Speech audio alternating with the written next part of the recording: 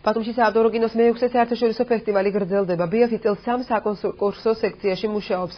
მხატვრული, დოკუმენტური და მოკლემეტრაჟიანი ფილმების სექცია. დღეს კინოთეატრ აპოლოში ბრიტანული საბჭოს მხარდაჭერით ნაჩვენები იყო მარკ რომანიკის ფილმი ნურასოდეს გამიშებ. ფილმში მთავარ როლებს ირა ნაითლი და ენდრიუ გარფილდი ასრულებენ. ბათუმის საერთაშორისო კინოფესტივალი ხვალ დასრულდება. ფესტივალი საკმაოდ საინტერესო პროგრამით იყო წარმოდგენილი. ამ ტრადიციულად ჩვენ გვაქვს როგორც საკონკურსო ისე არასაკონკურსო სექციები. წელს ერთ-ერთი სიახლე იყო ის პროგრამული კუთხით, რომ კონკურსი შედგება 3 სექციისაგან. ეს არის მხატვრული ფილმების სექცია, დოკუმენტური ფილმების სექცია და მოკლემეტრაჟიანი ფილმების სექცია. ანუ სამივე სექციას ყავს ცალკე საერთაშორისო ჟიური, რომელიც აფასებს ფილმებს. მოხარული ვართ ბრიტანეთის საბჭოს მხარდაჭერით, შესაძლებელი გახდა წნევალთა საერთაშორისო კინოს ფესტივალზე ბრიტანული თანამედროვე კინოხელოვნების თვალსაჩინო ნიმუშების წარმოდგენა.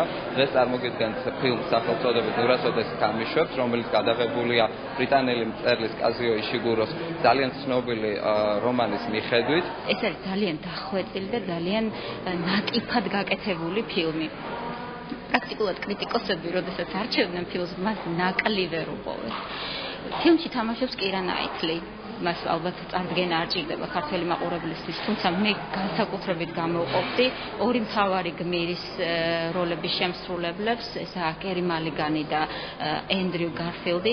აი მათი თამაში სრულიად გამორჩეულია და გარკვეულწილად ჩრდილობს კირა ნაითლის